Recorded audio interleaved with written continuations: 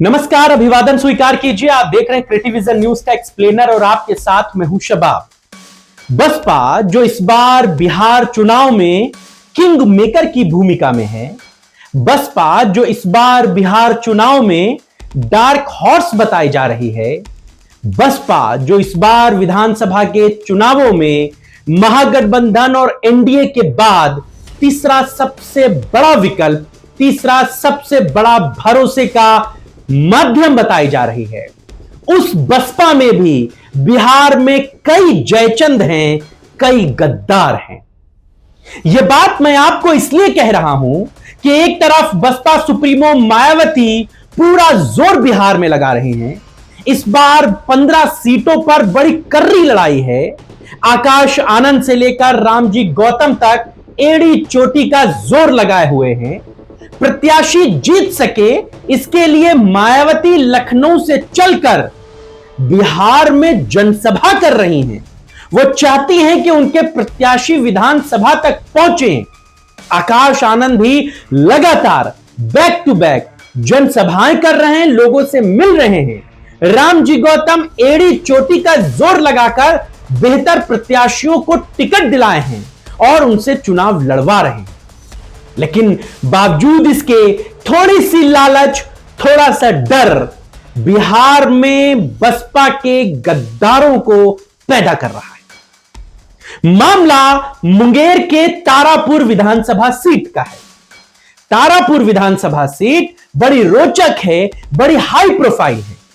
यहां से बिहार के उप मुख्यमंत्री और बीजेपी के बड़े नेता सम्राट चौधरी विधानसभा का चुनाव लड़ रहे हैं, इसलिए तारापुर चर्चा में है। चूंकि बीजेपी का एनडीए में जो अलायंस है नीतीश कुमार के साथ, उसमें सम्राट चौधरी बीजेपी की तरफ से फिट किए गए नेता हैं। इस बार तो वो एमएलसी कोटे से मंत्री बने हैं, लेकिन पहली बार वो चुनाव में उतरे हैं और तारापुर से उन्हें टिकट दिया गया है। लेकिन सम्राट चौधरी अपनी सरकार की योजनाओं, अपने किए गए काम, सरकार की उपलब्धियों पर चुनाव नहीं लड़ रहे। उनको शायद इस बात का भरोसा नहीं है कि वो अपनी उपलब्धियों पर चुनाव जीत पाएंगे। तभी तो वो कभी खेसारी लाल को नचनिया कह देते हैं, कभी कुछ और कर देते हैं। इस बार तो उन्होंने वो काम किया है जो राजनीति में अच्छा नहीं कहा जाता। अब वो दूसरी पार्टियों के प्रत्याशियों को एन केन प्रत्यारेण, हुक एंड क्लुक जैसे भी हो दबाव बनाकर, लालच देकर सारे तरीकों से बैठाने की कोशिश कर रहे हैं और इसमें उनको सफलता भी मिल रही है। सम्राट चौधरी ने अपनी विधानसभा सीट से चुनाव लड़ रहे बसपा के प्रत्याशी को बैठा दिया है, यानी कि बसपा के प्रत्याशी आशीष आनंद ने तारापुर की उस विधानसभा सीट से सम्राट चौधरी के खिलाफ चुनाव लड़ने से इनकार कर दिया है। और वो भी तब जब पहले फेज की वोटिंग होनी थी। यह मामला तो थोड़ा देर से खुला। असल में मतदान के एक दिन पहले देर रात में ही उन्होंने यह ऐलान कर दिया कि वो सम्राट चौधरी के खिलाफ चुनाव नहीं लड़ना चाहते। बहुत सारी बातें करने लगे। टिकट लेते समय तो बसपा में हाथ पैर जोड़ रहे थे, रामजी गौतम के परिक्रमा कर रहे थे कि साहब टिकट दिला दो, साहब टिकट दिला दो, हम चुनाव लड़ना चाहते हैं। बहन जी ने जब टिकट दे दिया, जब चुनाव लड़ने का मौका आया, तुम्हारे लिए माहौल, तुम्हारे लिए फिजा बना दी गई। अब जब चुनाव लड़ना था तो तुम सम्राट चौधरी से डील कर लिए, बहन जी को धोखा दे दिए, गद्दारी कर लिए उनके साथ। यह बिहार चुनाव का बड़ा तोहमत है, बिहार चुनाव की एक बड़ी बुरी बात है।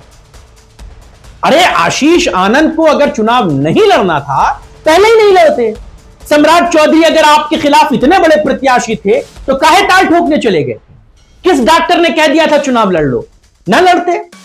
खबरें यह हैं कि आशीष आनंद ने सम्राट चौधरी के साथ डील कर ली है। उस डील में उनको क्या हासिल हुआ है यह तो ईश्वर जाने, लेकिन सम्राट चौधरी के कहने पर आशीष आनंद ने बहन जी को धोखा दिया, बहन जी से गद्दारी कर ली।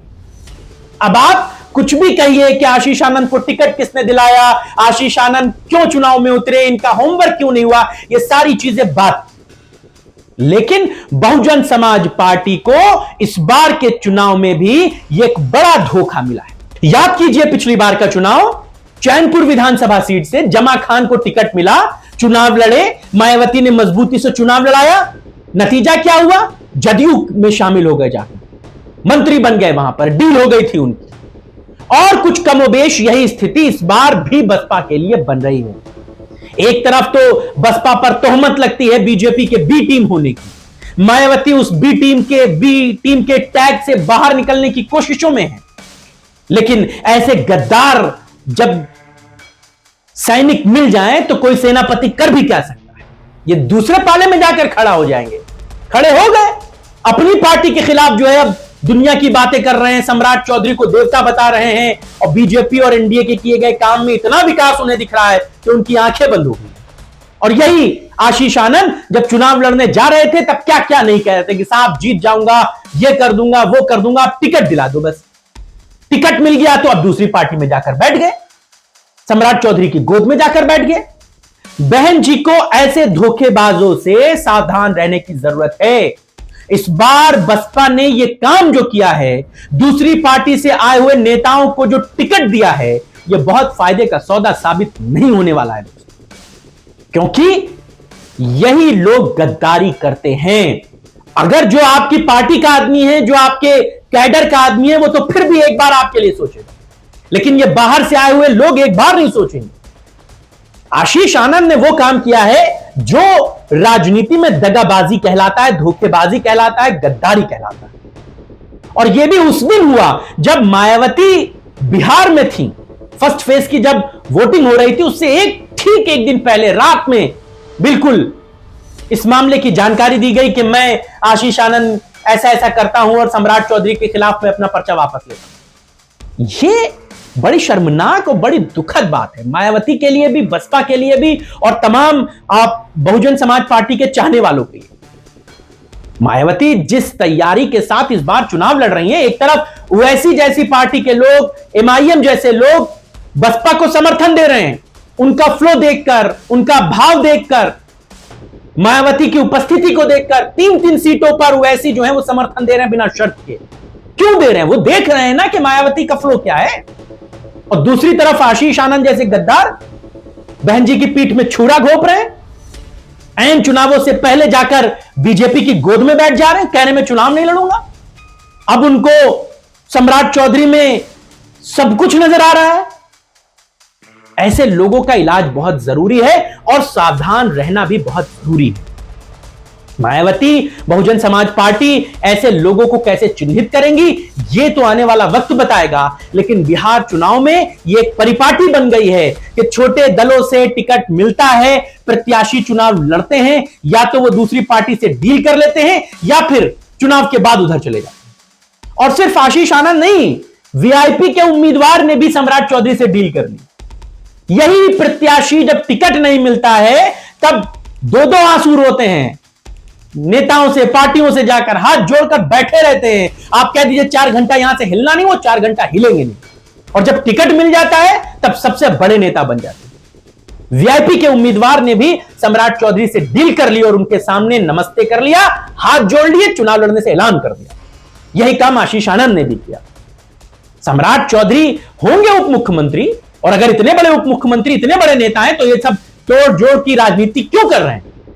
खैर, वो तो बीजेपी के नेता हैं और बीजेपी इन सब चीजों में माहिर है। लेकिन बहन जी ऐसे धोखेबाजों, ऐसे गद्दारों से कैसे सचेत होंगी, ये बड़ा विषय है। आप इस खबर पर क्या सोचते हैं, आपकी क्या राय है, हमें जरूर बताइएगा। लेकिन मुंगेर की तारापुर सम्राट चौधरी के लिए नहीं, बल्कि गद्दारों के सरेंडर के लिए जानी जाएगी। ये बात आप लिख लीजिए। आपकी इस खबर पर क्या प्रतिक्रिया है, हमें बताइएगा। आपके राय और विचारों का इंतजार रहेगा। फिलहाल इतना ही, नमस्कार।